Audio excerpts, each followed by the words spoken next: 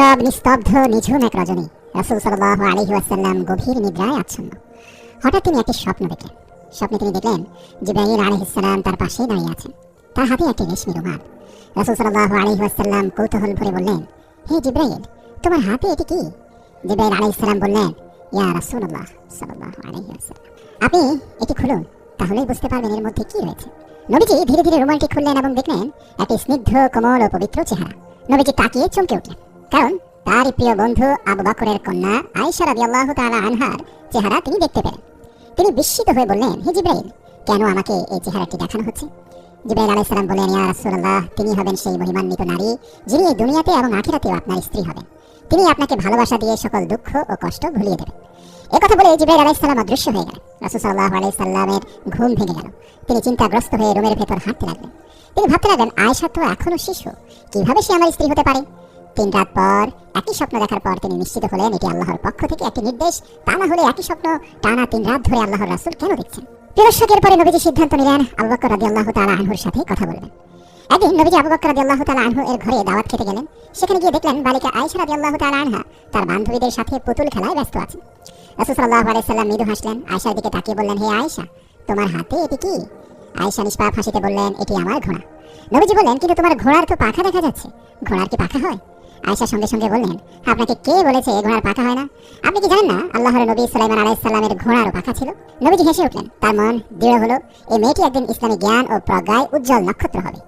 কিছুদিন পর আবু বকর রাদিয়াল্লাহু তাআলা আনহু সম্মতি দিলেন। 500 দিরহাম মোহর নির্ধারণ করে নবীজির সাথে হযরত আয়েশা রাদিয়াল্লাহু তাআলা আনহা এর বিয়ে সম্পন্ন হলো।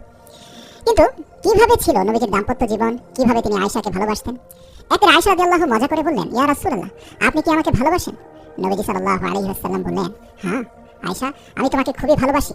কিছুদিন পর আয়েশা আবার জানতে চাইলেন, ইয়া রাসূলুল্লাহ, আমাদের দাম্পত্য জীবনের 4 থেকে 5টি বছর পার হয়ে গেছে, আপনার ভালোবাসা কি এখনো আগের মতো আছে?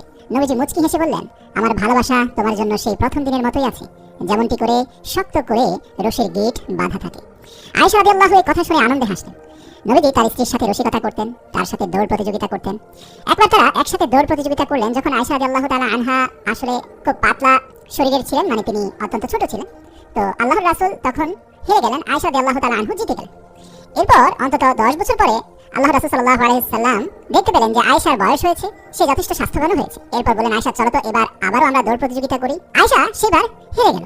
নবীজি মুচকি হেসে বললেন, এবার আমিই জিতলাম আয়েশা। আয়েশা বললেন, ইয়া রাসূলুল্লাহ, আমি তো তখন ছোট ছিলাম, তাই জিতেছিলাম। নবীজি হাসলেন। এই ছিল তাদের দাম্পত্য জীবন, যেখানে ভালোবাসা, সম্মান ও বন্ধুত্ব একসাথে ছিল। প্রিয় দর্শক, নবীজি ও আয়েশার ভালোবাসা ছিল চিরন্তন। যখন নবীজি অসুস্থ হয়ে পড়েন, তিনি আয়েশা রাদিয়াল্লাহু তাআলা আনহা এর কোলে মাথা রাখেন। তিনি বলেন, আমি চাই আমার মৃত্যু তোমার কোলেই হোক আয়েশা। আয়েশা রাদিয়াল্লাহু তাআলা তার হাত দিয়ে নবীজির মুখ মুছেন। তিনি রাসূল সাল্লাল্লাহু আলাইহি সাল্লামের শেষ নিঃশ্বাসটি পর্যন্ত আল্লাহর রাসূলের চেহারার দিকে অপলক তাকিয়েছিলেন। এই ছিল ভালোবাসার এক নিখুঁত দৃষ্টান্ত, যা পৃথিবীর বুকে বিরল।